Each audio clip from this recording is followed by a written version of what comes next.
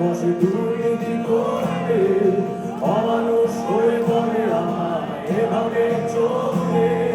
বলো কেন তোমার কথা শুনে আজ আমরা চলি।